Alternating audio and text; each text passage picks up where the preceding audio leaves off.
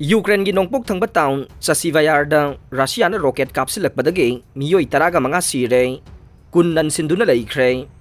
Ukraine की नोंपोक थंगबा चसीवायार टाउन लेबा हाउसिंग ब्लॉक अमदा रशिया रॉकेट कापसिलखिबगी थौदोक्ता मियोई तरागा मंगा सीरे अदुगा कुन लोम हेनबना अशोक अपन नंगले हाइना ऑफिशियल रिपोर्ट अमगी मतुंगिना फोंदोकले।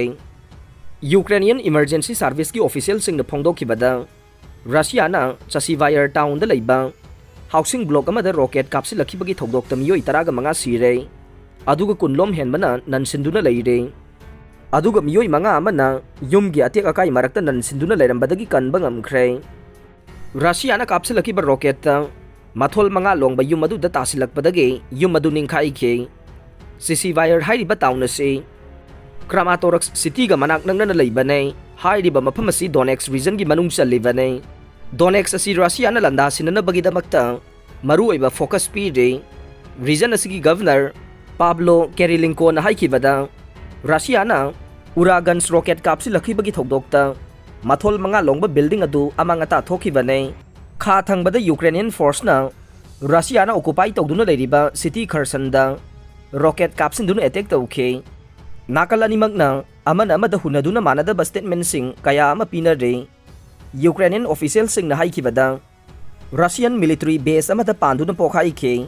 रशिया के रिपोर्ट सिंगना हाइखिबदा यूक्रेन मिसाइल कापसिलखिबा थौदोक्ता हॉस्पिटल अमा अमदे युम अमा अमांगता थोकले हाइरे।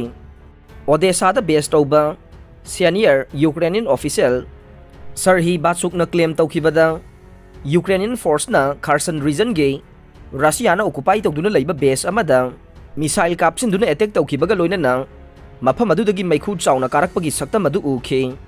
रशियन टास न्यूज एजेंसी ना हाइखिबदा खारसन एयर डिफेंस सिस्टम ना रॉकेट कापखिबगा लोइनना सिटी असिदा अहौबा पोखाइबगी मखोल मरी अमसु ताबा फंखि हाइरे। यूक्रेनियन मिसाइल सिंगनसु युम अमा अमांगता थोगनखिबगा लोइनना मियोय अनिदे अशोक अपन नंगहल्ले। रशियन न्यूज साइट खरसासके वाइजिकना हाइखिबदा हॉस्पिटल अदु यूक्रेनियन सिंगने अटैक तौरकपदगी अमांगता थोकले। मिसाइल स्ट्राइक अदुगी इम्पैक्ट की मतंगदसु बीबीसी ना चपचाना कन्फर्म तौबा ngamdre। चर्सीवायर दगे रशिया रॉकेट कापसिलखिबगी थौदोक्ता हिंगहौरबा लयुट मिलाना रॉयटर्स न्यूज एजेंसी दा फोंदोखिबा वाफम अमदा अइखोइना बैट्समैन तमना चंगसिनखिबा मतमदा रशिया कापसिलखिबा रॉकेट अहुम तासिलखि हाइरे। यूक्रेन प्रेसिडेंट ना इंडिया अतै लेबाक मरीदा एम्बेसडर सिंह लौथोखरे। यूक्रेन की प्रेसिडेंट वोलोदिमिर जेलेंस्की ना थांगज नुमिता जर्मनी दा किप के एम्बेसडर लोइनना मकोक थोंबा तै फॉरेन एनबॉय कया मरुम dismiss तौखरे हाइना presidential website अदुना फोंदोखरे।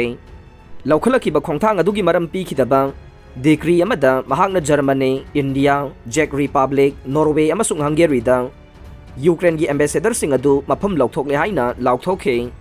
मफम लौथोकलबा एनबॉय Singh अदुदा अनौबा थबकसिंग खुसिनगद्रा हाइबदु खुदक्ता मयेक सेंगना खंगनद्रे। Russia की फेब्रुआरी 12 की लंदाबा अदु ngaktoknaba यूक्रेन होनबदा लेबाक असिगिदमक इंटरनेशनल के सौगतपा अमसुंग मिलिटरी की तेंगबांग हेंगदहनबा प्रेसिडेंट जेलेंस्की ना महाकी डिप्लोमेट सिंग द तक्सनखे।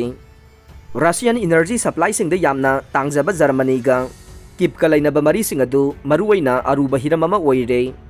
कोनुंग अनि अदु हौजिक जर्मन ना साबा टरबाइन अमा कनाडा दा मेंटेनेंस सथरिबा दुगी मतंग द यानदबा सिंग लेरे। जर्मनी ना ओटोवादा यूरोप दा गैस हलुनबा रशिया की नेचुरल गैस जाइन कास्प्रोम दा टरबाइन अदु अमुक हलहनबा पामे। टरबाइन अदु रशिया दा अमुक थाबा हाइबदु मॉस्को की मथक्ता थमलिबा सैंक्शन सिंग थुगाइबा थोकनी हाइरदुना किपना टरबाइन अदु थमनबा कनाडा दा तक्सिनखे। अरोइबदा ताबिरिबा पुमनमकपु थागतचरे।